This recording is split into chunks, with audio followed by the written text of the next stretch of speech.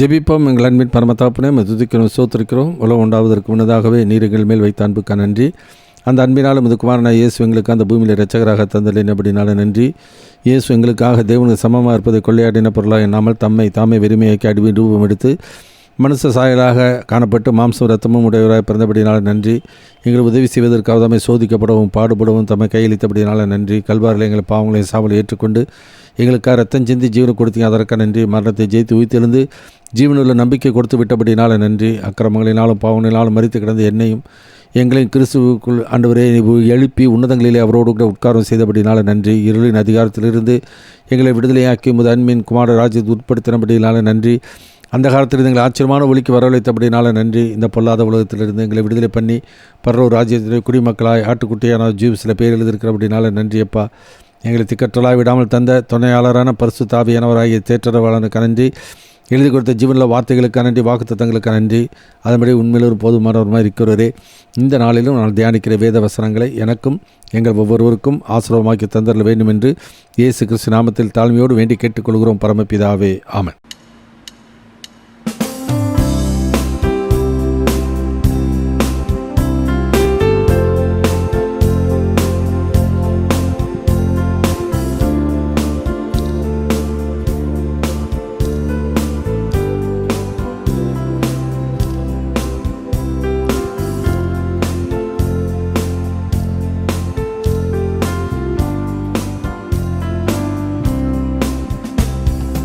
இயேசுவின் நாமத்தில் நாம் கூடிடும் சமயங்களில் பேசுவார் தியானத்திலே அவர் தம் கிருபைகள் அளிக்க.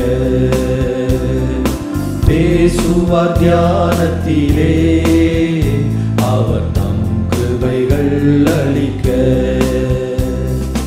மலைகள் விலகினாலும் மாபர்வதம் நிலை பெயர்ந்தும், மலைகள் விலகினாலும் மாபர்வதம் நிலை பெயர்ந்தும், என்றும் மாறாத அவர் கிருபைகள் தம் மக்களுக்கு ஆறுதலே.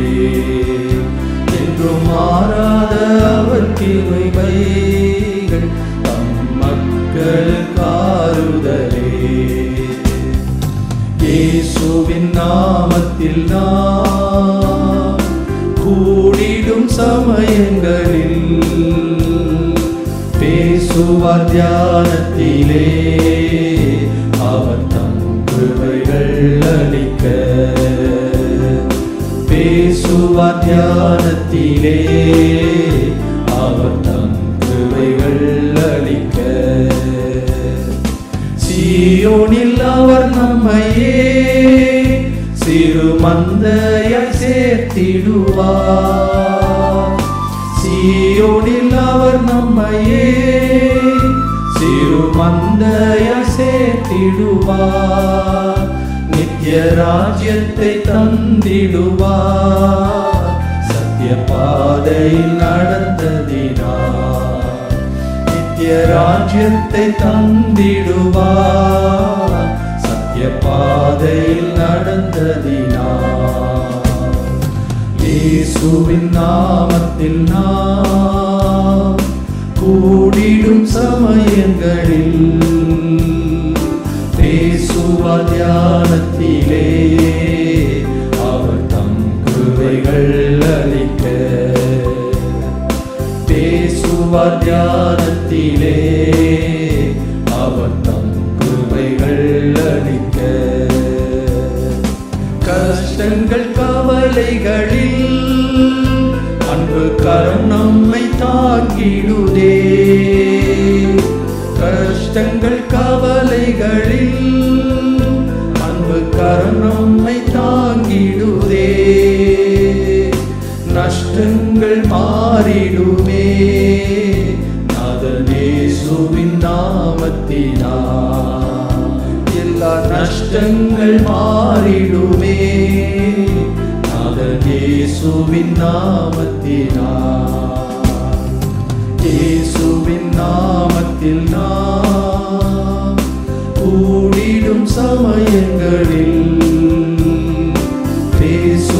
தியானத்திலே அவர் தம் கிருபைகள் அளிக்க, பேசுவார் தியானத்திலே அவர் தம் கிருபைகள் அளிக்க. கர்த்தருடைய பரிசுத்தமான நாமம் மையப்படுவதாக. இந்த நாளில் நம்முடைய தியானத்திற்கென்று ரோமருக்கு எழுதின நிருபம் 8ஆம் அதிகாரம் 29-30 வசனத்தை வாசித்து நாம் தியானிப்போம். Roman chapter 8 verse 29-30. தம்முடைய குமாரன் அநேக சகோதரருக்குள்ளே முதற் பேரானவராய் இருக்கும் பொருட்டு தேவன் எவர்களை முன்னறிந்தாரோ அவர்களை தமது குமாரனுடைய சாயலுக்கு ஒப்பாயிருப்பதற்கு முன்குறித்திருக்கிறார். எவர்களை முன்குறித்தாரோ அவர்களை அழைத்தும் இருக்கிறார். எவர்களை அழைத்தாரோ அவர்களை நீதிமான்களாக்கியும் இருக்கிறார். எவர்களை நீதிமான்களாக்கினாரோ அவர்களை மகிமைப்படுத்தியும் இருக்கிறார். கர்த்தருக்கு மகிமை உண்டாகட்டும். இதனாலும் ஃப்ரீடம் ஃப்ரம் டவுட், சந்தேகத்திலிருந்து நமக்கு விடுதலை கொடுக்கிறவர் ஆண்டவராய் கர்த்தர். பரிசுத்த ஆவியானவர் நம்மோடு கூட இருந்து அந்த விடுதலையை தருகிறார். குமாரன் விடுதலை ஆக்கினால் மெய்யாகவே விடுதலை ஆவீர்கள் என்று சொன்னபடியே நம்முடைய வாழ்க்கையிலே ஆவிக்குரிய பிரகாரமான விடுதலை மாத்திரமல்ல, சரீர பிரகாரமான விடுதலையும் மீட்பையும் ஒரு நாளிலே ஆண்டவர் நமக்கு தர இருக்கின்றார். முந்தின பகுதியில் நான் பார்க்கும் பொழுது நாம் தேவனுடைய பிள்ளைகளாக இருக்கிறோம். ஆனால் இன்றைக்கு இந்த உலகத்தில் இருக்கிற வரைக்கும் நமக்கு பாடுகள், பிரச்சனைகள் உண்டு. சர்வ சிறுசும் ஏகமாய் தவித்து பிரசவ வேதனைப்படுகிறது. ஆனாலும் ஆண்டவர் இந்த உலகத்தில் நம்ம வைத்திருக்கிறபடினாலே மாயைக்கு நாம் கீழ்ப்பட்டு இருக்கிறோம். ஆனால் மகிமையான ஒரு வாழ்க்கையை நமக்கு ஆண்டவர் வாக்கு பண்ணினார். அந்த தெய்வ மகிமை அடைவோம் என்கிற நம்பிக்கையினால தான் அந்த உலகத்தில் நான் வாழ்ந்து கொண்டு இருக்கிறோம். ஆனாலும் ஒவ்வொரு நாளும் என்ன நடக்கும், என்ன சம்பவிக்கும் என்பது நமக்கு தெரியறதில்லை. ஆனால் தேவனுடைய சித்தம் செய்யணும், தேவனுக்கு பிரியமானது செய்ய வேண்டும் விருப்பம் மட்டும் நமக்குள்ளே இருக்கிறது. இதை அறிந்த ஆவியானவர் மறுநாளிலே நமக்கு என்ன நடக்கப் போகிறதோ அதையும் தேவனுடைய சித்தம் நம்மை ஒவ்வொருவரை குறித்து என்ன என்பதையும் ஆவியானவர் அறிந்திருக்கிறபடினாலே நம்முடைய பலவீனங்களிலே ஆவியானவர் உதவி செய்கிறார். இயேசு நமக்காக பிதானத்தில் பரிந்து பேசுகிறார். எனவே அவருக்கு அன்பு கூர்ந்து நடக்கிற யாவருடைய வாழ்க்கையிலும் சகலவற்றின் நன்மைக்கு எதுவாய் நமக்கு ஆண்டவர் நடத்துகிறவராக இருக்கிறார். இது பவுல் தன்னுடைய வாழ்க்கையில் சொல்லும் பொழுது சகலவற்றின் நன்மைக்கு எதுவாக நடக்கிறார் என்று அறிந்திருக்கிறோம் என்று சொல்லி அனுபவத்தில் அவர் சொல்லுகிற காரியங்கள். எனவே நாம் அந்த வார்த்தைகளின்படி சத்தியத்தின்படியே நாம் நடந்து கொண்டு போவோமானால் சகலவற்றையும் கர்த்தர் நன்மைக்கு எதுவாக நடத்துவார். நாம் சொல்லுகிறபடியே சிங்கக்குட்டிகள் தாழ்ச்சியடைந்து பட்னியாக இருக்கும், கர்த்தரை தேடுகிறவர்களுக்கு ஒரு நன்மையும் குறைவுபடாது என்று சொன்னபடியே ஒரு நன்மை குறைவில்லாமல் நடத்தக்கூடிய தேவன் நம்மோடு கூட இருக்கிறார். அதனாலே இந்த வசனங்களை நான் பார்க்கும் பொழுது அடுத்து என்ன வாசிக்கிறோம்னாக்கா, எதற்காக இதை செய்தார், ஏன் செய்தார், இதனால் நம்ம கிடைக்க போகிற பலன் என்ன, அதுக்கு ஏதாச்சும் முன்னடையாளமாக ஏதாச்சும் ஆண்டவர் செஞ்சுருக்கிறாரா என்பதை தான் இந்த நாளிலே நாம் பார்க்க இருக்கின்றோம். முதல் காரியம் predestination and our calling.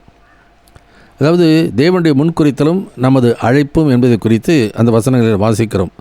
அந்த வசனத்தை வாசிக்கும்போது நான் வாசிக்கிறோம், தேவன் எவர்களை முன்னறிந்தாரோ அவள் முன்குறித்தார், எவள் முன்குறித்தாரோ அவளை அழைத்தும் இருக்கிறார், எவளை அழைத்தாரோ அவள் நீதிமான்கள் ஆக்கியிருக்கிறார். அப்போ ஆண்டவர் என்ன பண்ணுகிறார், 2 காரியங்களை வாசிக்கிறோம். ஒன்று rebellion of angels and restoration of mankind. தேவனுடைய படைப்புகளிலே 2 விதமான படைப்புகள், தூதர்களையும் படைத்தார், மனிதர்களையும் படைத்தார். தூதர்களிலும் விரோதமாக பாவம் செய்தார்கள், மனிதனும் கீழ்ப்படியாமையினாலே பாவம் செய்தான். ஆனால் தூதர்களுக்கு உதவியாக ஆண்டவர் கை கொடுக்கல. மனுக்குலத்துக்கு ஆண்டவர் என்ன பண்ணினார், அவர்கள் ரட்சிக்கும்படி திட்டமிட்டார். எபிரேயருக்கு எழுதின நிருபம் 2ஆம் அதிகாரம் 16வது வசனத்தை வாசிக்கிறோம். Hebrew chapter 2 verse 16.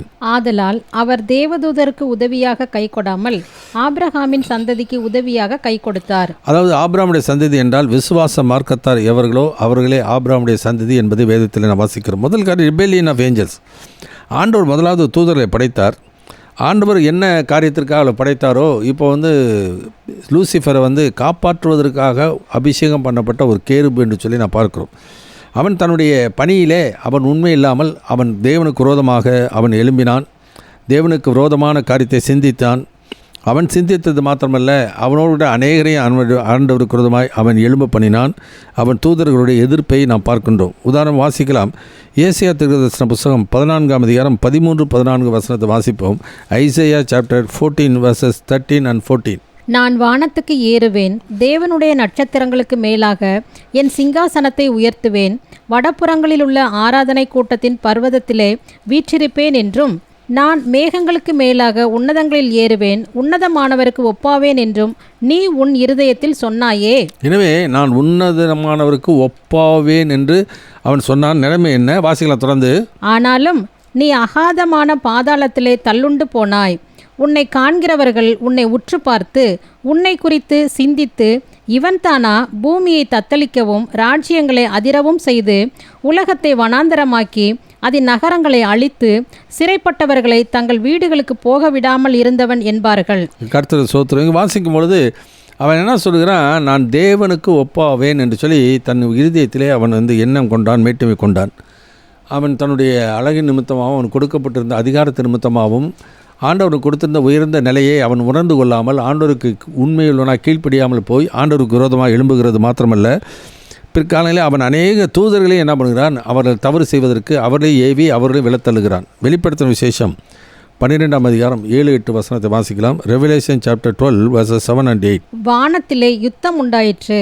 மிகாவேலும் அவனை சேர்ந்த தூதர்களும் வலுசர்ப்பத்தோட யுத்தம் பண்ணினார்கள்.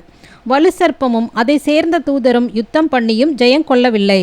வானத்தில் அவர்கள் இருந்த இடமும் காணப்படாமற் போயிற்று. எனவே என்றைக்கு ஆதாம் ஏவாள் கீழ்ப்படியாமல் போனார்களோ அந்த நாளிலிருந்து அந்த பிசாசானவனும் அந்த அவனுடைய சேர்ந்த கூட்டத்தாரும் இந்த உலகத்தின் அதிபதியாகிய பிசாசனுடைய ஆளுகைக்கு கீழாக எல்லா துரைத்தனங்களும் அதிகாரங்களும் அந்தகார லோகாதிபதியிலும் வானமண்டலங்களில் பொல்லாத ஆவியில் சேனைகளுடைய கூட்டங்களை குறித்து நாம் வேதத்தில் வாசிக்கிறோம். இன்றைக்கு வரைக்கும் கர்த்தருக்கும் அவருடைய சபை மக்களுக்கும் அவருடைய ஊழியர்களுக்கும் விரோதமாக அது எழும்புகிறதை, அது செயலாற்றுகிறதை நாம் பார்க்கின்றோம். எனவே மனுக்குலத்தை மீட்டுக்கொள்ள வேண்டும் என்பது தேவனுடைய திட்டம். இப்போது rebellion of angels and restoration of mankind, இழந்து போன அந்த மனுக்குலத்தை வீழ்ந்து போன மனிதனை கைவிட்டு விடாமல் ஆண்டவர் என்ன பண்ணுகிறார், அவர் ரட்சிப்பை அவர்களுக்கு வாக்கு பண்ணுகிறார். அது பிசாசிட்ட சொல்லும்போது உனக்கும் ஸ்ரீக்கும் உன் வித்துக்கும் அவள் வித்துக்கும் பகை உண்டாக்குவேன், அவர் உன் தலை நசுக்குவார், நீ அவருடைய குதிங்காலை நசுக்குவாய் என்று சொல்லி அங்கே பிசாசோடு ஆண்டவர் சொல்லுகிறார். உடனே பிசாசு என்ன நினச்சான், அப்போ ஆண்டவர் இந்த உலகத்தில் வந்தால் தானே நம்ம மேற்கொள்ள முடியும், வராமல் தடுத்துடலான்னு சொல்லி அவன் என்ன பண்ணுகிறான், ஆதாமுக்கு ஏவாளுக்கும் முதலாவது காயின் பிறக்கின்றான், அடுத்தது ஆபேல் பிறக்கின்றான். ஆபேல் ஆண்டவருக்கு பிரியமான வாழ்க்கை அவன் வாழ்கிற அப்படின்னாலே, அவன் பழைய அங்கீகரித்த அப்படின்னாலே அவன் என்ன நினச்சிக்கிட்டான், இவர் தான் இரட்சகராக இருப்பாரோ அப்படின்னு சந்தேகத்தை என்ன பண்ணிட்டான், காயினை தூண்டி ஏவி அவனை கொலை செய்கிறான். இவ்விதமாக இரட்சகர் இந்த பூமியில் வரக்கூடாது என்பதற்காக அவன் என்ன கர்த்தருக்கு விரோதமாக அன்றைக்கு செயலாற்றினது மாத்திரமல்ல, மனிதனை படைப்பதற்கு முன்னதாக செயலாற்றினது மாத்திரமல்ல, அந்த படைத்த நாளிலிருந்து இதுவரைக்கும் அவன் ஆண்டவருக்கு விரோதமாக தான் செயலாற்றி கொண்டிருக்கிறான். அதனால தான் வேதத்தில் நான் வாசிக்கிறேன், இந்த உலகத்தின் அதிபதி குறித்து நான் பார்க்கும் பொழுது கர்த்தருக்கு விரோதமாய் கிரியை செய்கிற ஒருவன், அவனை பொய்யனும் பொய்யுக்கு பிதாவமாக இருக்கிறான் என்று சொல்லி நான் பார்க்கிறோம். அநேகமான மக்களை என்ன பண்ணுகிறான், அன்றைக்கு தூதர்களை மாத்திரமல்ல மனுக்குலத்தில் அநேகரை என்ன பண்ணுகிறான், தப்புறையான உபதேசங்கள் மூலமாக ஆண்டவர் விட்டு வழிவிலக செய்கிறான். இவ்விதமாய் கர்த்தருக்கு விரோதமாக அவன் செயலாற்றுகிறான். இயேசு சொல்லுகிறார், என்னோடு இராதவன் எனக்கு விரோதியாக இருக்கிறான், என்னோடு சேர்க்காதவன் சிதறடிக்கிறான் என்று சொல்லி வேதத்தில் வாசிக்கிறோம். திருடன் திருடவும் கொல்லவும் அழிக்கவும் வருகிறானே இன்றி வேறொன்றுக்கும் வரான், நானும் அவைகளுக்கு ஜீவன் உண்டாயிருக்கவும் பரிபூர்ணப்படவும் வந்தேன். இதையெல்லாம் முன்னறிந்த தேவன் என்ன பண்ணுறார், ப்ரீ டெஸ்டின் முன் குறித்து நம்மை அழைத்து இப்படி என்ன பண்ணுகிறார், அப்போ தூதர்களுக்கு அந்த மீட்பு கிடையாது, மனுக்குலத்தை தான் மீட்பு ரட்சிப்பை கொடுக்கணும் என்று முன்னறிந்த தேவன் என்ன பண்ணுறார், முன்குறித்து மனுக்குலத்தை மட்டும் என்ன பண்ணுகிறார், அழைக்கிறார் என்று சொல்லி நான் பார்க்கிறோம். 1 பேதுரு புத்தகம் 1ஆம் அதிகாரம் 20ஆம் வசனத்தை வாசிக்கிறோம். அவர் உலகத் தோற்றத்திற்கு முன்னே குறிக்கப்பட்டவராய் இருந்து தேவனிடத்தில் விசுவாசமாக இருக்கிற உங்களுக்காக இந்த கடைசி காலத்தில் வெளிப்பட்டார் என்று சொல்லி நாம் பார்க்கின்றோம். அது மாத்திரமல்ல, எபிரேயர் 2ஆம் அதிகாரம் 14-15 வசனத்தில் வாசிக்கும், ஆதலால் பிள்ளைகள் மாம்சத்தை இரத்தத்தை உடையவர்களாக இருக்க அவரும் அவர்கள் போல மாம்சம் இரத்தம் உடையவராய் பிறந்தார். மரணத்துக்கு அதிகாரியாகிய பிசாசானவனை தனது மரணத்தினால் அழிக்கும்படிக்கும் ஜீவகாலமெல்லாம் மரண பயத்தினால் அடிமை தினத்திற்குள்ளான யாவரையும் விடுதலை பண்ணும்படிக்கு அப்படி ஆனார் என்று சொல்லி அந்த இரட்சகர் இந்த பூமியிலே குறித்த நாளில் பிறந்து சிலுவையிலே எல்லா துரைத்தையும் உறுதி கொண்டு வெளியரங்கமான கோலமாக்கி ஜெயித்து விட்டார். இப்போ ஆண்டவர் ஜெயித்து விட்டபடினாலே அந்த இயேசு கிறிஸ்து இந்த மனுக்குலத்தை மறுபடியும் தன்னோடு கூட சேர்த்துக்கொள்ள அவர் தீர்மானித்தார். லூக்கா 19ஆம் அதிகாரம் 9வது வசனத்தில் சகேயு வீட்டில் நடந்த சம்பவத்தில் ஆண்டவர் சொல்லுகிற வார்த்தையை நாம் கேட்போம்.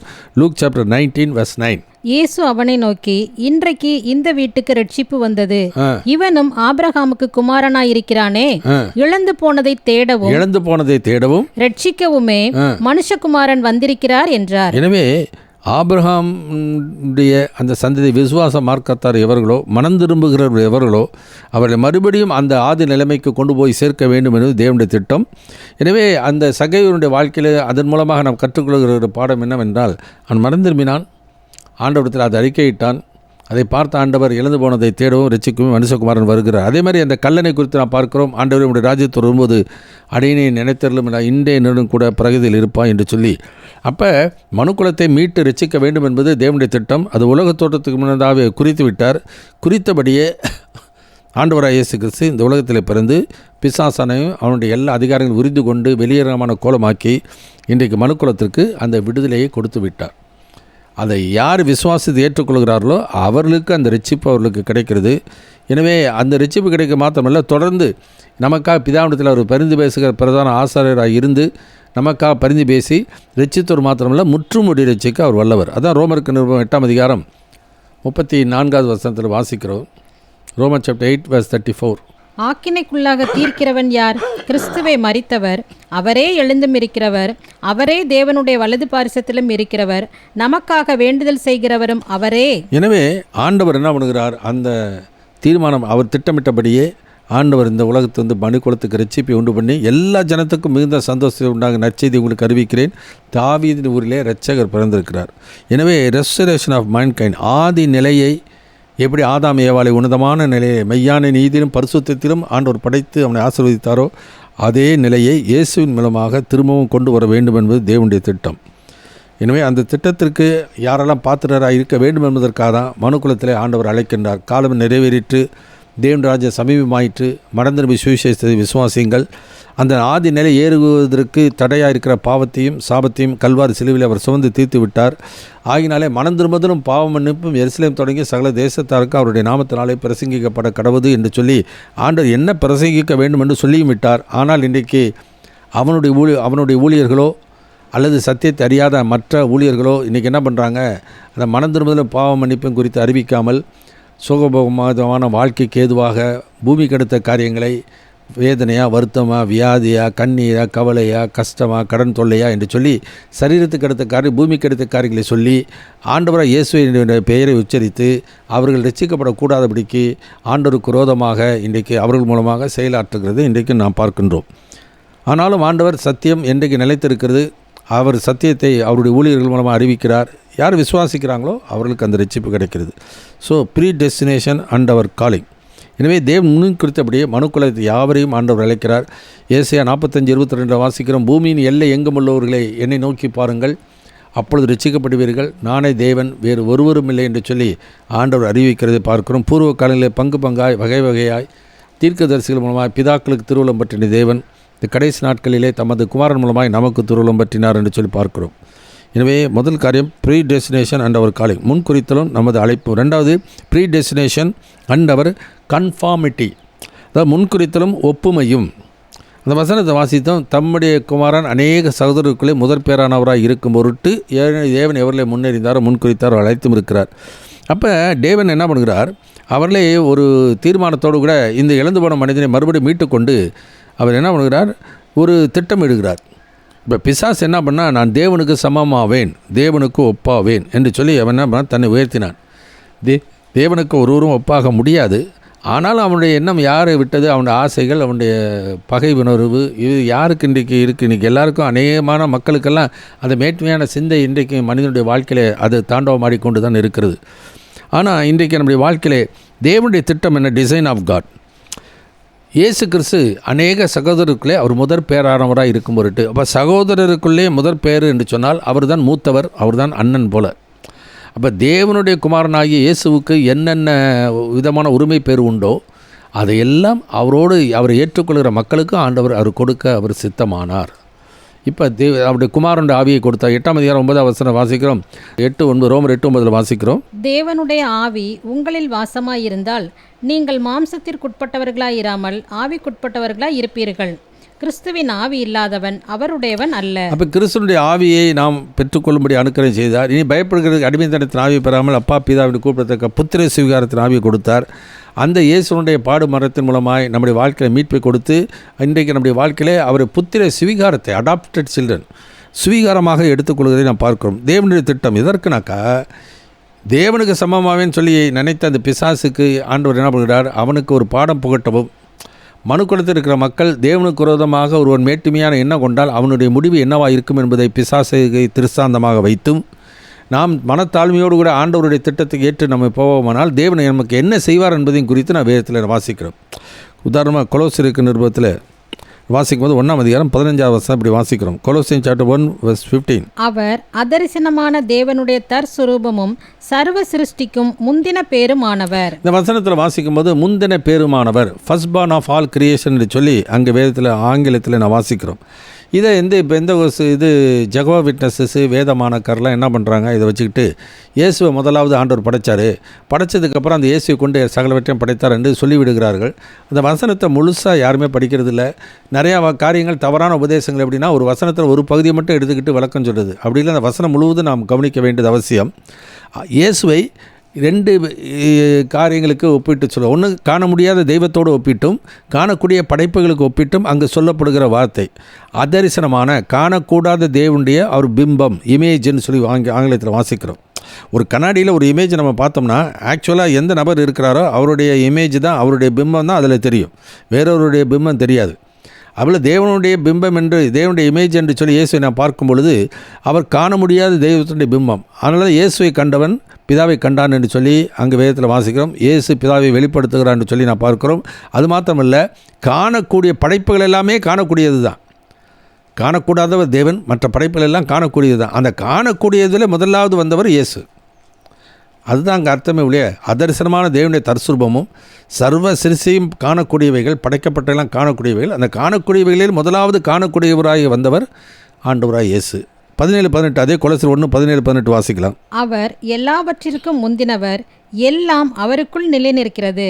அவரே சபையாகிய சரீரத்துக்கு தலையானவர்.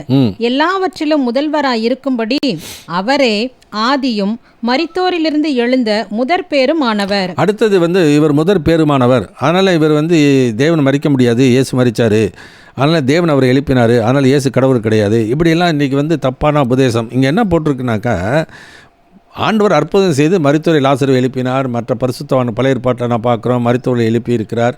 இயேசு உயிரோடு இருந்த நாட்கள் அநேக மரித்தோரை உயிரோடு எழுப்பியிருக்கிறார். அந்த உயிர்ப்பிக்கப்பட்டவங்களாம் மறுபடியும் இறந்துட்டாங்க. ஆனால் இயேசு அப்படி இல்லை, மரித்து மறுபடியும் அழிவுள்ள நம்மை போல மாம்ச ரத்தம் உடையவரான ஒரு சரீரத்தில் பிறந்தவர் உயிரோடு எழும்பும் பொழுது ஒரு மகிமையான சரீரத்தோடு கூட அவர் உயிரோடு எழும்புகிறார். இப்படிப்பட்ட மகிமையான ஒரு உயிர்த்தெழுதல் இயேசு தான் முதலாவது உயிர்த்தெழுப்புகிறதை நான் உயிர்த்தெழுதியிருக்கிறார். ஏன்னா இயேசு அது ஏற்கனவே சொல்லிவிட்டார், அதை என்னுடைய உயிரை நான் கொடுக்கவும் எனக்கு அதிகாரம் உண்டு, அதை மறுபடியும் எடுத்துக்கொள்ளவும் எனக்கு அந்த அதிகாரம் உண்டு, அதை என் பிதாவிடத்தில் நான் பெற்றேன் என்று சொல்கிறார். நம்மை போல மாம்சம் இரத்தம் உடையவராகி பாவத்துக்கு பரிகாரமாக இரத்தத்தை சிந்தி பாவ பரிகாரம் செய்து விடுத்துவிட்டு இந்த சரீரமானது அடக்கம் பண்ணப்படுகிறது. 3ஆவது நாளை உயிரோடு எழும்பும் பொழுது அழிவில்லாத சரீரமாய், மகிமுள்ள சரீரமாய், பரலோகத்துக்குரிய ஒரு மேனியோடு கூட, வானகத்துக்குரிய மேனியோடு கூட அது எழும்புகிறதை நாம் பார்க்கின்றோம். இதே மாதிரி தான் நமக்கு ஆண்டவர் ஒரு நாளிலே அந்த இயேசுவின் மூலமாக நமக்கு தரப்போகிறார். That is a design of God.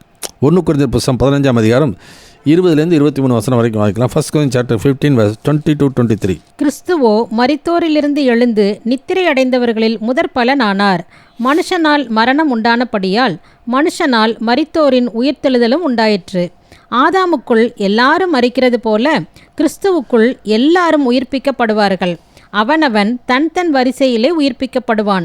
முதற்பலனானவர் கிறிஸ்து, பின்பு அவர் வருகையில் அவருடையவர்கள் உயிர்ப்பிக்கப்படுவார்கள். இப்போ இந்த இடத்துல வாசிக்கும் பொழுது இயேசு வாழ்ந்த நாட்களிலே மரித்து போயிருந்த அனைவரும் உயிரோடு எழுப்பினார். உயிரோடு எழுப்பப்பட்ட மக்களை திரும்ப மரிச்சிட்டாங்க, அந்த சரீரம் மண்ணில் போய் அழிஞ்சிருச்சு. ஆனால் இயேசு அப்படி இல்லை. இயேசு மரித்து 3ஆம் நாள் உயிரோடு எழுந்தார். அவர் உயிரோடு எழும்பும் பொழுது அது இந்த மாம்சமும் இரத்தமும் இல்லாத ஒரு மகிமையான ஒரு சரீரமாக வானகத்துக்குரிய மேனியோடு கூட அவர் எழும்புகிறதை நாம் பார்க்கின்றோம். தட் இஸ் அதே விதமாக தான் அந்த இயேசு ஏற்றுக்கொண்ட மக்களுக்கும் ஆண்டவர் ஒரு நாளிலே தரப்போகிறார். உதாரணமாக 1 யோவான் 3ஆம் அதிகாரம் முதல் 3 வசனத்தை வாசிக்கலாம். 1 John chapter 3 first 3 verses. நாம் தேவனுடைய பிள்ளைகள் என்று அழைக்கப்படுவதினாலே பிதாவானவர் நமக்கு பாராட்டின அன்பு எவ்வளவு பெரிதென்று பாருங்கள். உலகம் அவரை அறியாதபடியினாலே நம்மையும் அறியவில்லை. பிரியமானவர்களே, இப்பொழுது தேவனுடைய பிள்ளைகளாய் இருக்கிறோம், இனி எவ்விதமாய் இருப்போம் என்று இன்னும் வெளிப்படவில்லை.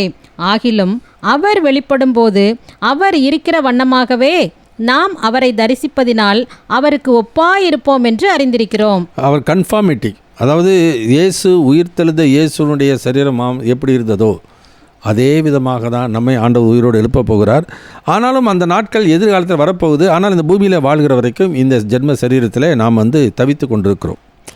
ஆனால் அந்த ஆண்டவர் என்ன பண்ணார், அது உறுதியாக ஆண்டவருடைய டிட்டர்மினேஷன் ஆஃப் காட், தேவனுடைய தீர்மானம் என்ன, நம்முடைய வாழ்க்கையிலே நாமும் முதற் பலன்களாக இருக்க வேண்டும். இந்த பூமியிலே அந்த மாற்றம், அந்த ஒரு மகிமையான மாற்றம் வருவதற்கு முன்னதாக இந்த பூமியிலே நாம் ஆண்டவருடையவர்களாக இருக்க வேண்டும், ஆண்டவருக்கு ஒப்பானவர்களாக இருக்கணும். அது உள்ள பிரகாரமாக உள்ளார மனிதனிலே ஆவிக்குரிய ரீதியாக அதை ஆண்டவர் நமக்கு தந்து விட்டார். அதை தான் வாசிக்கும் போது எபேசியர் 1 அதிகாரம் 10, 11, 12, எபேசியன் சாப்டர் 1 verse 10 to 12.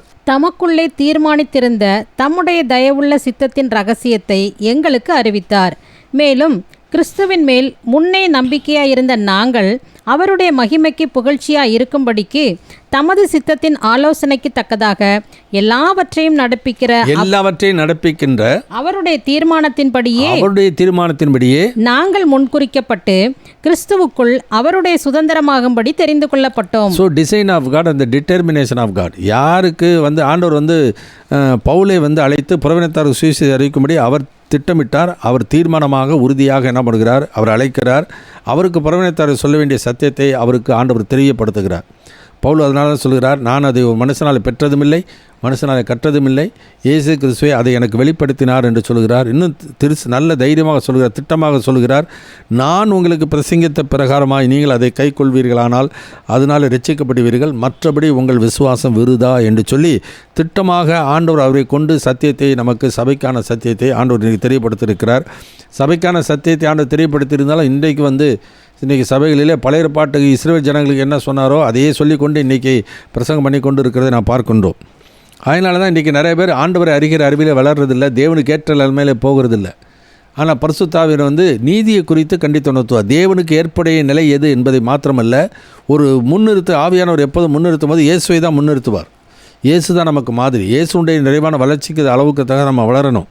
ஏன்னா that is the design of God. இப்போ இந்த பூமியிலே நாம் வாழும் பொழுது ஆவிக்குரிய ரீதியாக நாம் அந்த இயேசுனுடைய அந்த அளவுக்கு ஏற்ப வளரணும். அதனால தான் ஊழியர்கள் ஏற்படுத்திய நோக்கமே என்னென்னாக்கா, எபேசியர் 4 வாசிக்கும் போது என்ன வாசிக்கிறோம், கிறிஸ்துவின் நிறைவான வளர்ச்சியின் அளவுக்கு தக்க பூரண புருஷராகும் வரைக்கும் என்று சொல்லி நான் வேதத்தில் வாசிக்கிறோம். ஊழியர்கள் ஏற்படுத்திய நோக்கமே அதுதான். ஏன்னா சபைக்கு கிறிஸ்து தலையாக இருக்க வேண்டும் என்பது தேவனுடைய திட்டம். அந்த திட்டத்தினுடைய தீர்மானமாய் சிலரை மாத்திரம் அவர் அழைத்து அந்த சிலரை கொண்டு ஆண்டவர் சத்தியத்தை வெளிப்படுத்தி இந்த வேதத்தில் நமக்கு எழுதி கொடுத்து விட்டார். அந்த வேதத்தில் நம்ம நடத்துவதற்கு பரிசுத்த ஆவியானவரே அவருடைய அபிஷேகத்தை நமக்கு கொடுத்துருக்கிறார். அந்த அபிஷேகமே சகலவற்றையும் குறித்து போதிக்கிறது. அது சத்தியமாக இருக்கிறது, அது பொய்யல்ல. அது போதித்தபடியே, அந்த அபிஷேகம் போதித்தபடியே நீங்கள் அவரிலே நிலைத்திருங்கள் என்று சொல்லி நான் பார்க்கிறோம். அப்படி போகும்பொழுது என்ன பண்ணுவார், நிச்சயமாய் அவர் என்ன தீர்மானித்தாரோ அந்த தீர்மானத்தை ஒவ்வொரு விசுவாசிய வாழ்க்கையிலும் அதை நிறைவேற்றுவார். ஏசாயா 55 அதிகாரம் 10வது வசனத்தை வாசிக்கலாம். Isaiah chapter 55 verse 10 onwards. மாரியும் உறைந்த மழையும் வானத்திலிருந்து இறங்கி அவ்விடத்திற்கு திரும்பாமல் பூமியை நனைத்து அதில் முளை கிளம்பி விளையும்படி செய்து விதைக்கிறவனுக்கு விதையையும் புசிக்கிறவனுக்கு ஆகாரத்தையும் கொடுக்கிறது எப்படியோ அப்படியே என் வாயிலிருந்து புறப்படும் வசனமும் இருக்கும். அது வெறுமையாய் என்னிடத்திற்கு திரும்பாமல் அது நான் விரும்புகிறதை செய்து நான் அதை அனுப்பின காரியமாகும்படி வாய்க்கும். எனவே இன்று அவருடைய சத்தத்தை கேட்பீர்களாகில் சோதனை நாளில் நடந்தது போல உங்கள் இதயங்களை கடினப்படுத்தாதீர்கள் என்று சொல்லி இன்றைக்கு ஆவியானவர் சபைகளுக்கு அந்த சத்தியத்தை, அது விசேஷமாக இயேசுவை குறித்து அறிவிக்கிறார். ஏன்னா இயேசு முன்னாடியே சொல்லிட்டார், நான் போய் பிதாவை வேண்டிக் கொள்வேன், அப்பொழுது உங்களுடனே கூட என்றென்றைக்கு இருக்கும்படியான சத்திய ஆவியாகிய வேறொரு தேற்றரவானை அவர் உங்களுக்கு தந்தருள்வார். உலகம் அந்த சத்திய ஆவியானவரை காணாமலும் அறியாமலும் இருக்கிறபடினால் அவர் பெற்றுக்கொள்ள மாட்டாது. அவர் உங்களுக்குள்ளே வாசம் பண்ணி உங்களுக்குள்ளே இருப்பதால் நீங்கள் அவரை அறிவீர்கள். அவர் சகல சத்தியம் நடத்துவது மாத்திரமல்ல, அவர் தாம் சுயமாய் ஒன்றும் சொல்லாமல் என்னுடைய இதிலிருந்து எடுத்து உங்களுக்கு போதிப்பதினாலே என்னை மகிமைப்படுத்துவார் என்று சொல்லி அங்கே என்ன செய்வார், யாரை குறித்து சொல்லுவார் என்பதையும் குறித்து அங்கே எழுதியிருக்கிறார். அதனால் இயேசு இதே தான் நம்முடைய வாழ்க்கையிலே பரிசுத்த ஆவியானவர் இயேசுவை தான் முன்னிறுத்துவார். பவுல் 2 Corinthians 4:5 வாசிக்கிறோம், நாங்கள் எங்களே அறிவியாமல் இயேசுவை கர்த்தர் என்றும் எங்களையோ அவருடைய ஊழியக்காரர் என்றும். அப்போ நம்ம உள்ளத்துக்குள்ளே இயேசு தான் நமக்கு சரியான ஒரு மாதிரி. 1 Peter 2 அதிகாரத்தை வாசிக்கும் பொழுது அவருடைய அடிச்சுவடுகளை பின்பற்றி வரும்படி நமக்கு ஒரு மாதிரியை அவர் வைத்து போனார். இயேசு அதுதான் நம்முடைய வாழ்க்கையில் இருக்க வேண்டியது அவசியம். ஏன்னா நம்முடைய ஆசை இருந்து மட்டும் பிரயோஜனம் இல்லை, ஆயத்தம் நமக்குள்ளே இருக்க வேண்டியது அவசியம். எனவே உறுதியான தீர்மானம் ஆண்டவர் எப்படி திட்டமிட்டாரோ அதை டிட்டர்மினேஷன், ஒரு உறுதியான தீர்மானத்தோடு கூட ஆண்டவர் அதை செயலாற்றி கொண்டு வருகிறார். இதை நான் புரிந்து கொள்ள வேண்டியது அவசியம். ஆசை மட்டும் பிரயோஜனம் இல்லை. அப்போஸ்தலர் புத்தகம் 1 அதிகாரம் 7-8 வசனம் இப்படி வாசிக்கிறோம். Act chapter 1 verses 7 and 8. அதற்கு அவர், பிதாவானவர் தம்முடைய ஆதீனத்திலே வைத்திருக்கிற காலங்களையும் வேளைகளையும் அறிகிறது உங்களுக்கு அடுத்ததல்ல. பரிசுத்த ஆவி உங்களிடத்தில் வரும்போது நீங்கள் பலனடைந்து எருசலேமிலும் யூதேயா முழுவதிலும் சமாரியாவிலும் பூமியின் கடைசி பரியந்தமும் எனக்கு சாட்சிகளாயிருப்பீர்கள் என்றார். அதுதான் ஆண்டவர் நம்முடைய வாழ்க்கையிலே அந்த இயேசுவை குறித்து இந்த பூமியிலே உலகத்தில் அறிவிப்பதற்கு நம்மை சாட்சியாக ஆண்டு வைத்தார். ஆதாம் ஏவாளே ஆண்டவர் திட்டத்தோடு என்ன பண்ணுவார்? தேவ பக்தியில் ஒரு சந்ததியை பெரும்படிக்குத்தானே என்று சொல்லி ஆவி பரிபூர்ணமாக இருந்ததே, பின்ன ஏன் ஒருவனை படைத்தார்? தேவ பக்தியில் ஒரு சந்ததியை பெரும்படிக்குத்தானே என்று சொல்லி ஆண்டவர் அவர்களை படைத்தார். ஆனால் அவர்கள் கீழ்ப்படியாமல் போய்விட்டார்கள். அதுக்கப்புறம் ஆண்டவர் அந்த மனுக்குலத்திலிருந்து ஒரு சந்ததியை தேர்ந்தெடுக்கிறார். ஆபிரகாமுடைய சந்ததி யூத கோத்திரம். யூத மக்கள் என்ன பண்ணணும்? அவர்கள் ஆண்டவருக்கு பிரியமாக இருந்து ஆண்டவர் சாட்சியாய் வாழ்ந்து அந்த இஸ்ரவேல் ஜனங்கள் அந்த தேவனால் ஆஸ்வதிக்கப்படும் பொழுது இஸ்ரவேலின் தேவனே தேவன் என்பது உலகத்துக்கு வெளிப்படும். அதற்கு இவர்கள் சாட்சியாக இருந்திருக்கணும். அவர்களும் தவறிட்டாங்க. இப்போ அந்த ராஜ்யம் அவரிடத்தில் பிடுங்கப்பட்டு கனி கொடுக்கக்கூடிய பிறவனத்தாராகிய நமக்கு அது அறிவிக்கப்பட்டு கொண்டு இருக்கிறது. இன்றைக்கு நாம் என்ன பண்ணணும்? அந்த பரிசுத்த ஆவியை நமக்கு தந்திருக்கிறார். இந்த இயேசுவை குறித்து நாம் சாட்சி சொல்லணும். இயேசு நம்மை பார்க்கணும், இயேசுவை பார்க்கணும். அதாவது நம்மளுடைய செய்கைகள் எல்லாம் இயேசுவை வெளிப்படுத்துகிறதாய் பிரதிபலிக்கக்கூடியதாக இருக்க வேண்டியது அவசியம். அந்த இயேசுடைய நீதி, இயேசுடைய பரிசுத்தம், இயேசுடைய உண்மை. எனவே இப்போ உண்மையான கிறிஸ்து எப்படி இருந்திருப்பார் என்பதற்கு ஒவ்வொரு கிறிஸ்தவனும் சாட்சியாக இருக்க வேண்டியது அவசியம். யோவானை குறித்து வாசிக்கும்போது அவன் அந்த ஒளியை குறித்து சாட்சி கொடுக்க சாட்சியாகி வந்தான். அதுபோல் நாமும் அந்த இயேசு குறித்து சாட்சி கொடுக்க சாட்சியாக இந்த உலகத்தில் நம்ம வைத்திருக்கிறார். இஸ்ரவேல் ஜனங்கள் செய்ய தவறிவிட்டார்கள், சிதறடிக்கப்பட்டார்கள். இன்றைக்கு சபையிலும் அதே விதமாக தான் நடக்கப் போகிறது. விசுவாச துரோகம் முந்தி நேரிடும். ஏன்னா வஞ்சகமான அடையாளத்தை தேடுகிற மக்கள் இன்றைக்கி சத்தியத்தை தெரியாமல் அறியாமல் தவறான உபதேசங்களை கேட்டுக்கொண்டு என்ன பண்ணுறாங்க? அவர் மனிதனுடைய ஞானம், மனிதனுடைய கற்பனைகளில் உருவாகிற போதனைகளை கேட்டு இன்றைக்கி ஆண்டவருடைய அந்த சத்தியத்தை அறிந்து கொள்ளாமல், ஆண்டவருடைய கிருபையை இரக்கத்தை பெற்றுக்கொள்ளாமல் பக்தியாய் வாழ்ந்தால் பரலோகத்துக்கு போயிடலாம் என்று சொல்லி ஒரு தவறான காரியத்தை இன்றைக்கு முன்னிறுத்துகிறதை பார்க்கிறோம். எனவே அதை நம்பிக்கொண்டு மக்கள் என்ன பண்ணுறாங்க? இயேசுவை அறிந்து கொள்ளாமலே போகிறார்கள். என் ஜனங்கள் அறிவில்லாமையினாலே சங்காரமாகிறார்கள். அவர்கள் அறிவை வெறுத்தார்கள். மாடு தன் எஜமானனையும் கழுதை தன் ஆண்டவனையும் முன்னனையும் அறியும். என் ஜனமோ அறியாமல் உணராமல் இருக்கிறார்கள்.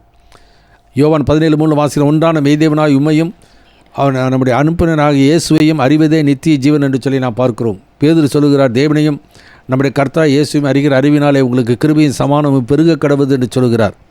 இதெல்லாம் நம்முடைய வாழ்க்கையில ஆண்டவர் எழுதி வைத்திருக்கிறார். அந்த ஆத்மா அறிவு இருக்க வேண்டியது அவசியம். பரிசுத்தரின் அறிவு. ஆனால் இன்றைக்கு பக்தியாய் வாழ்ந்து பலவிதமான கிரிகைகளை சார்ந்து, சடங்குகளை சார்ந்து, கொள்கைகளை சார்ந்து போகிற மக்கள் தங்கள் கொள்கைகளை தான் முன்னிறுத்துகிறார்கள் ஒழிய இயேசுவை முன்னிறுத்துகிறவர்கள் மிக மிக சொற்பம். ஏன்னா பரிசுத்த ஆவியானவர் அப்படி செய்ய மாட்டார். பரிசுத்த ஆவியார் தாம் சுயமாய் ஒன்றும் சொல்லாமல் என்னுடைய இதிலிருந்து எடுத்து உங்களுக்கு போதிப்பதனால என்னை மகிமைப்படுத்துவார். அதனால தான் பவுல் சொல்கிறார், நான் உங்களுக்கு பிரசங்கித்த பிரகாரமாய் நீங்கள் அதை கை கொள்வீர்களானால் அதனால் ரட்சிக்கப்படுவீர்கள், மற்றபடி உங்கள் விசுவாசம் விருதா என்று சொல்கிறதை நான் பார்க்கிறோம்.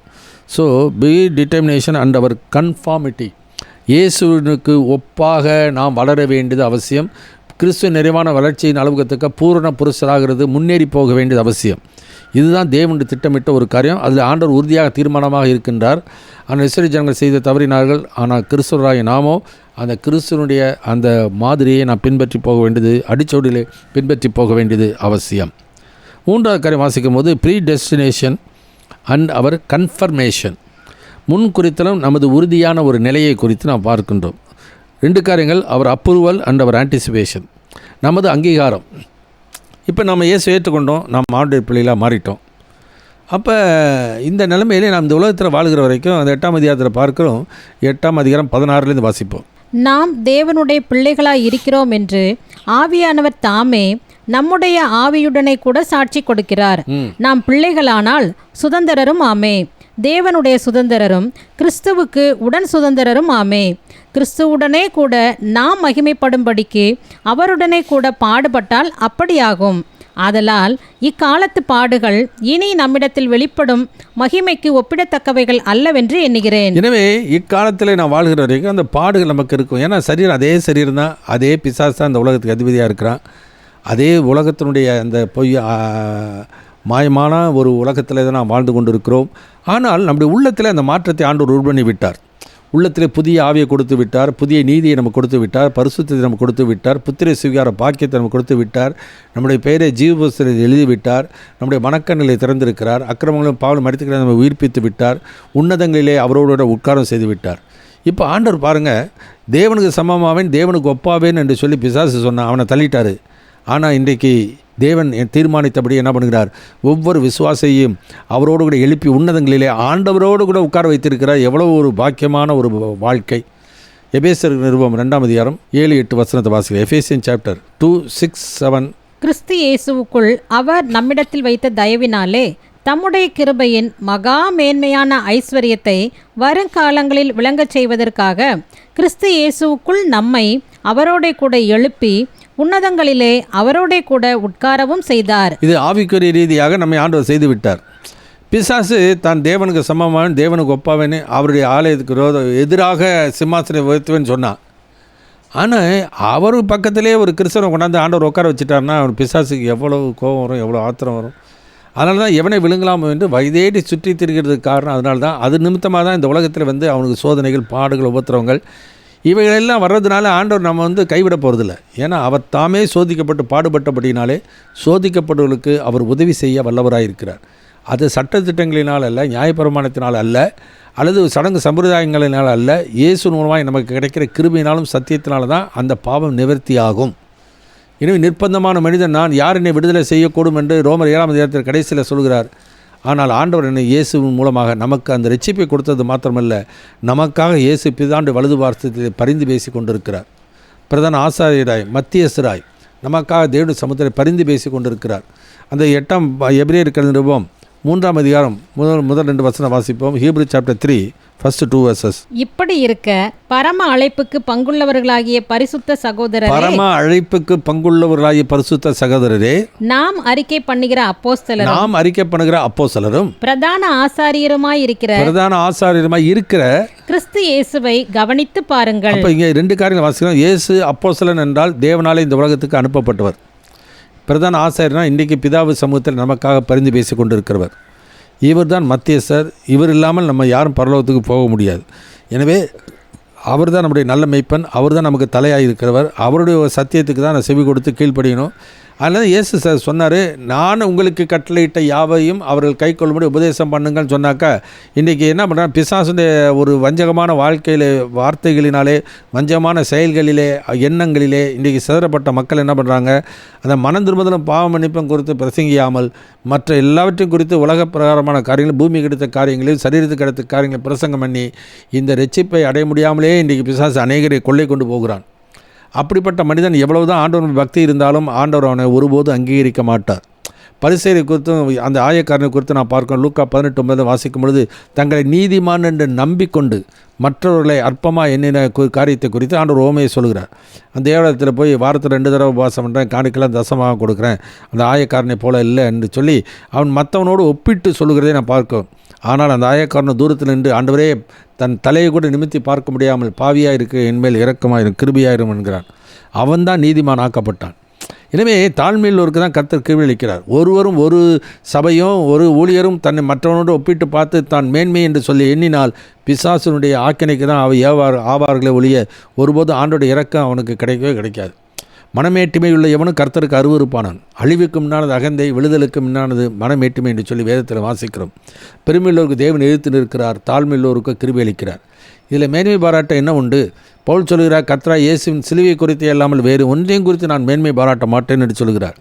எனவே நம்முடைய வாழ்க்கையிலே நாம் என்றைக்கு இயேசு இரட்சகரை ஏற்றுக்கொள்கிறோமோ அன்றைக்கு நம்மை ஆண்டவர் என்ன பண்ணுறார், நம்ம அங்கீகரித்து ஏற்றுக்கொள்கிறார். அவர் அப்ரூவல். எபேசியர் 1ஆம் அதிகாரம் 13-14 வசனம் வாசிக்கலாம். Ephesian chapter 1 verse 13 and 14. நீங்களும் உங்கள் ரட்சிப்பின் சுவிசேஷமாகிய சத்திய வசனத்தை கேட்டு விசுவாசிகள் ஆனபோது வாக்குத்தத்தம் பண்ணப்பட்ட பரிசுத்த ஆவியால் அவருக்குள் முத்திரை போடப்பட்டீர்கள். அவருக்கு சொந்தமானவர்கள் அவருடைய மகிமைக்கு புகழ்ச்சியாக மீட்கப்படுவார்கள் என்பதற்கு ஆவியானவர் நம்முடைய சுதந்திரத்தின் அச்சாரமாய் இருக்கிறார். இன்னொரு வசனம் வாசிக்கலாம். 2 கொரிந்தியர் புத்தகம் 1ஆம் அதிகாரம் 21 வசனத்தை வாசிக்கலாம். 2 கொரிந்தியர் சாப்டர் 1 verse 21. 2 கொரிந்தியர் சாப்டர் 1 verse 21-22. உங்களோட கூட எங்களையும் கிறிஸ்துவுக்குள் ஸ்திரப்படுத்தி நம்மை அபிஷேகம் பண்ணினவர் தேவனே. அவர் நம்மை முத்திரித்து நம்முடைய இருதயங்களில் ஆவி என்னும் அச்சாரத்தையும் கொடுத்திருக்கிறார். கர்த்தருக்கு மகிமை உண்டாகட்டும்.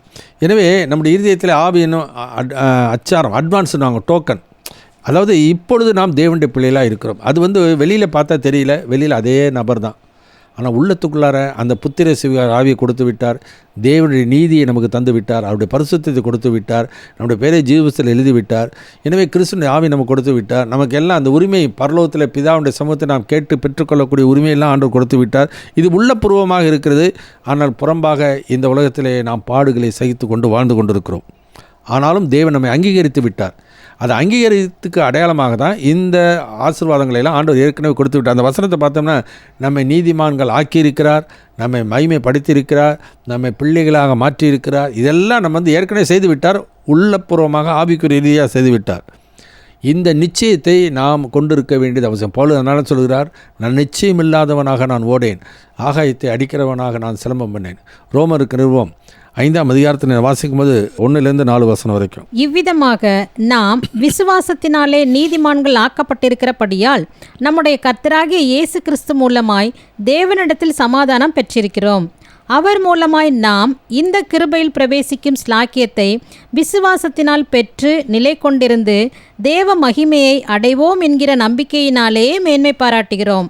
அது மாத்திரமல்ல, உபத்திரவம் பொறுமையையும், பொறுமை பரீட்சையையும், பரீட்சை நம்பிக்கையையும் உண்டாக்குகிறதென்று நாங்கள் அறிந்து உபத்திரவங்களிலேயும் மேன்மை பாராட்டுகிறோம். பாடுகளிலேயும் நாங்கள் மேன்மை பாராட்டுகிறோம். ஏன்னா அவரோட பாடுகளை செய்தால் அவரோட கூட நிச்சயமே ஆளுகை செய்வோம். 10வது வசனத்திலிருந்து வாசிக்கலாம். அது ரோமர் 5:10 5:10 ஆன்வர்ட்ஸ்.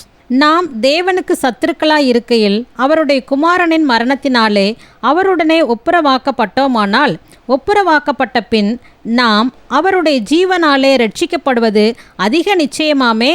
அதுவும் அல்லாமல் இப்பொழுது ஒப்புரவாக்குதலை நமக்கு கிடைக்க பண்ணின நம்முடைய கர்த்தராகிய இயேசு கிறிஸ்து மூலமாய் நாம் தேவனை பற்றியும் மேன்மை பாராட்டுகிறோம். தேவனை பற்றி என்ன பண்ணுறோம்? ஒரு மேன்மை பாராட்டு. நிச்சயமாய் கர்த்தர் சொன்ன காரியத்தை நம்முடைய வாழ்க்கையில் நிறைவேற்றுவார். ஏன்னா அதற்குரிய அட்வான்ஸை கொடுத்துட்டார். அதற்குரிய அச்சாரத்தை நமக்கு ஆண்டவர் முன்னதாக நமக்கு முன்பணத்தை கொடுத்து விட்டார். எனவே அந்த பரிசுத்தாவியை நமக்கு தந்து விட்டார். அவனுடைய நம்ம பிள்ளையாக மாற்றி விட்டார். அதே 5:17 வாசிக்கிறோம். ரோமர் 5:17 வாசிக்கலாம். அல்லாமலும் ஒருவனுடைய மீறுதலினாலே அந்த ஒருவன் மூலமாய் மரணம் ஆண்டு கொண்டிருக்க, கிருபையின் பரிபூரணத்தையும் நீதியாகிய ஈவின் பரிபூரணத்தையும் பெறுகிறவர்கள் இயேசு கிறிஸ்து என்னும் ஒருவராலே ஜீவனை அடைந்து ஆளுவார்கள் என்பது அதிக நிச்சயமாமே. எனவே பவுல் அதை சொல்லும் பொழுது சொல்லுகிறார், நிச்சயமான காரியங்களை சொல்லுகிறார். எனவே நாம் இப்பொழுது தேவனுடைய பிள்ளைகளாக இருக்கிறோம். அது நிச்சயம். ஏன்னா ஆவியானவர் நம்முடைய ஆவியோடு கூட நாம் சாட்சி கொடுக்கிறதை நாம் பார்க்கின்றோம். அது மாத்திரமல்ல, நம்ம நீதிமான், நமக்கு அந்த வாழ்க்கையில் அந்த அறிவை நமக்கு ஆண்டவர் கொடுத்துருக்கிறார். அந்த அனுபவத்தை நம்முடைய வாழ்க்கையில் கொடுத்துருக்கிறார். இதோடு முடிந்து விடல. ஒரு ஆன்டிசிபேஷன் என்னன்னாக்கா, ஒரு நாளில் ஆண்டவர் வரும்பொழுது அவருக்கு ஒப்பாக நம்மை மறுரூபப்படுத்துவார். அதான் 1 Peter 5:10 வாசிக்கிறோம். நித்திய மகிமைக்கு அழைத்தவராயிருக்கிற சகல கிருபையை பொருந்திய தேவன் தாமே கொஞ்ச காலம் பாட அனுபவிக்கிறவங்களை சீர்படுத்தி, சிறப்படுத்தி, பலப்படுத்தி நிலைநிறுத்துவார் என்று சொல்லி நான் பார்க்கிறோம். அது மாத்திரமல்ல, எபிரேயர் 6:18 வாசிக்கும் போது, நமக்கு முன்வைக்கப்பட்ட நம்பிக்கையை பற்றி கொள்ளும்படிக்கு அடைக்கலமாய் ஓடி வந்த நமக்கு 2 மாறாத விசேஷங்களினாலே நிறைந்த ஆறுதல் உண்டாகும்படிக்கு எவ்வளவேனும் பொய்யுறையாத தேவன் அப்படி செய்தார். நமக்கு முன்வைக்கப்பட்ட நம்பிக்கை என்ன? ஆண்டவர் நமக்கு கொடுத்த வாக்குத்தத்தம். நித்திய ஜீவன் அளிப்பேன் என்பதே அவர் நமக்கு பண்ணின வாக்குத்தத்தம். நான் வந்து உங்களை என்னோடு கூட சேர்த்துக் கொள்வேன் என்று சொன்னதே அவர் நமக்கு பண்ணின வாக்குத்தத்தம். அது மாத்திரமல்ல, அது ஒரு உடன்படிக்கையிலே ஆண்டவர் உறுதிப்படுத்துகிறார். இது என் இரத்தத்தினாலாகிய புதிய உடன்படிக்கை, நான் வருமளவும் என்னை நினைவு கூறும்படி இதை செய்யுங்கள் என்று சொல்லி அது ஒரு he made a promise and he made a fledged. ஒரு வாக்குத்தத்தையும் கொடுத்தார், வாக்கு உறுதியையும் ஆண்டவர் கொடுத்து விட்டார். எனவே இந்த நிச்சயம் நமக்கு இருக்கிறபடினால தான் நாம் உலகத்தில் எவ்வளோ பாடு உபத்திரம் வந்தாலும் தேவன் தான் சொன்னபடியே மறுபடியும் வருவார் என்று சொல்லி நாம் எதிர்பார்த்து கொண்டிருக்கிறோம். தமக்காக காத்து கொண்டிருக்கிற ரட்சிப்பு பெறும்படி இயேசு 2வது தரம் பாவம் இல்லாமல் அவர் தரிசனமாக போகிறார். அந்த எதிர்பார்ப்பு நமக்குள்ளே இருக்கணும். 1 தெசலோனிக்கேயர் 1:10 இனி வரும் கோபாக்கினை நின்று நீங்களாக்கி ரட்சிக்கிறவருமாக இருக்கிற இயேசு கிறிஸ்து பரலோகத்திலிருந்து வருவதை நீங்கள் எதிர்பார்த்து கொண்டிருக்கிறதை அவர்கள் அறிவிக்கிறார்களே என்று சொல்லி நான் வாசிக்கிறோம். தீத்துக்கு எழுதின நிருபம் 2ஆம் அதிகாரம் 13-14 வசனப்படி வாசிக்கிறோம். Titus chapter 2 verse 13 and 14.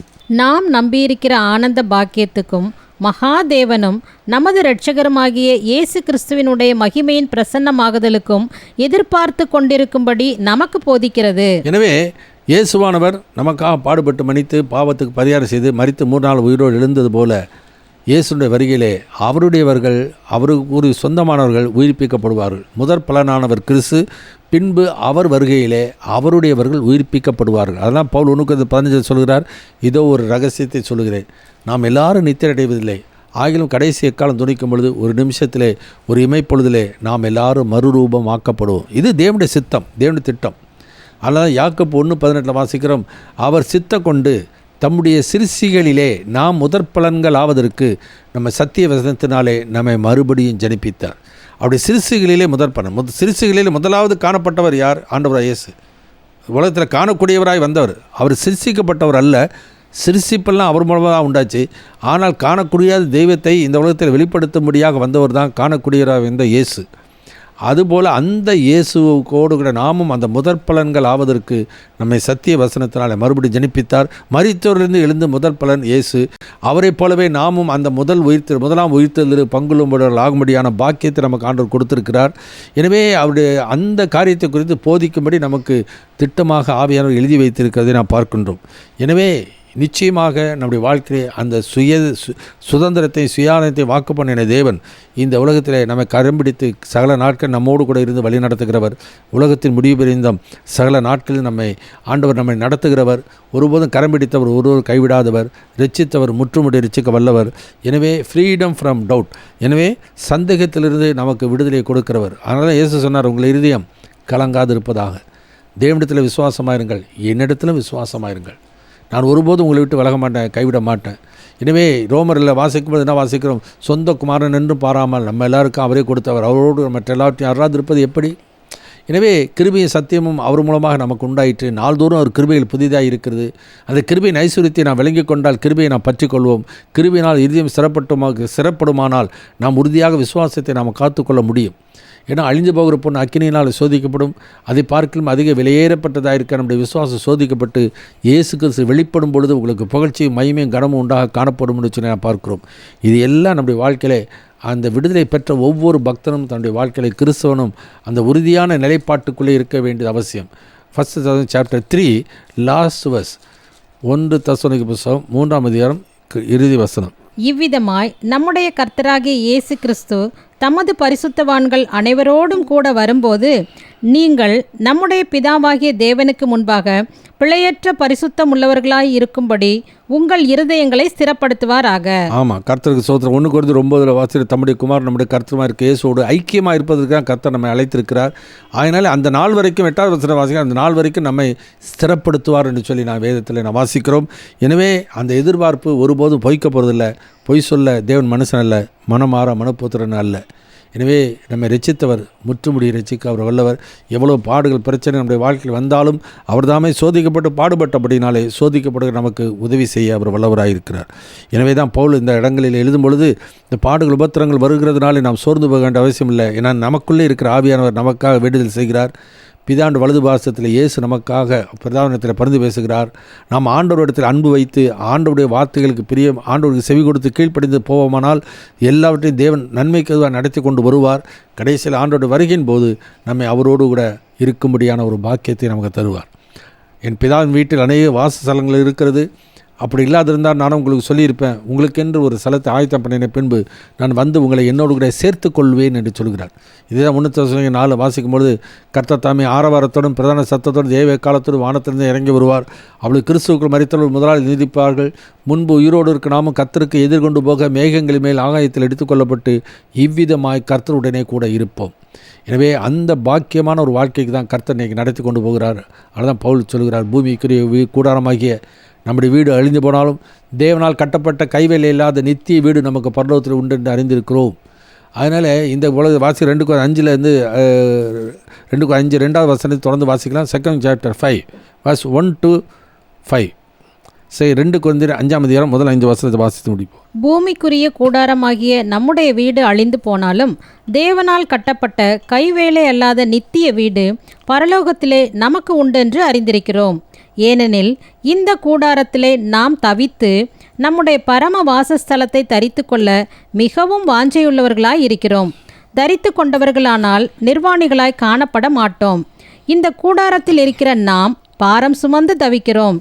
இந்த போர்வையை களைந்து போட வேண்டுமென்று விரும்பாமல் மரணமானது ஜீவனாலே விழுங்கப்படுவதற்காக போர்வை தரித்தவர்களாய் இருக்க வேண்டும் என்று விரும்புகிறோம். இதற்கு நம்மை ஆயத்தப்படுத்துகிறவர் தேவனே. ஆவி என்னும் அச்சாரத்தை நமக்கு தந்தவரும் அவரே. நாம் தரிசித்து நடவாமல் விசுவாசித்து நடக்கிறோம். ஆமேன். எனவே நம்மளுடைய ஃப்ரீடம் ஃப்ரம் டவுட் கொஞ்சம் கூட நம்முடைய வாழ்க்கையிலே சந்தேகப்பட வேண்டிய அவசியம் இல்லை.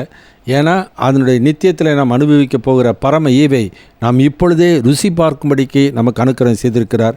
பிள்ளைனா என்ன பாக்கியம், பரிசுத்தாவினா நம்முடைய வாழ்க்கை என்ன, அந்த உலகத்தில் தர முடியாத ஒரு சமானத்தை நாம் அனுபவிக்கவும், பரிசுத்தாவினால் உடைய சந்தோஷத்தை அனுபவிக்கவும், பரலோக ராஜ்யத்துடைய மகிமையிலே நாம் கண்டு அதை பெற்று அனுபவிக்கும்படியான பாக்கியத்தை நமக்கு உரிமையை நமக்கு ஆண்டவர் தந்திருக்கிறார்.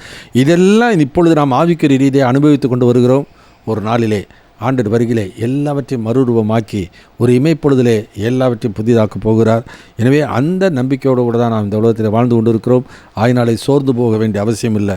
தேவனை எல்லாவற்றையும் திட்டமிட்டு தீர்மானத்தமாய் செய்கிறபடியினாலே அது தடுக்க தவிர்க்க யாராலும் முடியாது. ஜெபிப்போம். எங்கள் அன்பில் பரம தகப்பனே துதிக்கிறோம், சோத்திருக்கிறோம். நாளில் நாங்கள் தியானித்த வேத பகுதிகளுக்காக நன்றி செலுத்துகிறேன் ஐயா. இந்த பூமியிலே நாங்கள் இருக்கிற வரைக்கும் ஆண்டவரே எங்கள் வாழ்க்கை நித்தியத்தை நோக்கியே இருக்கும்படி நீர் விரும்புகிறீர். ஆண்டவரே, நமக்கு முன்வைக்கப்பட்ட நம்பிக்கையை பற்றி கொள்ளும்படி அடைக்கலமாக ஓடி வந்த நமக்கு 2 மாறாத விசேஷங்களெல்லாம் நிறைந்த ஆறுதலை எங்களுக்கு தருகிறோம். பாடுகள் பெருகினாலும் ஆறுதலை பெருக செய்கிறவர், பலவீனப்பட்டாலும் கிருபை அருளுகிற தெய்வம். ஆண்டவரே, எங்களோடு கூட இருக்கிறபடினாலே நன்றி செலுத்தி நான் சோத்திருக்கிறோம்.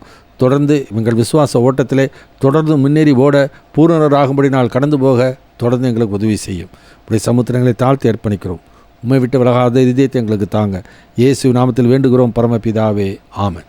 என் ஆத்துமாவே கர்த்தரை ஸ்தோத்திரி, என் முழு உள்ளமே அப்படி பரிசுத்த நாமத்தை ஸ்தோத்திரி.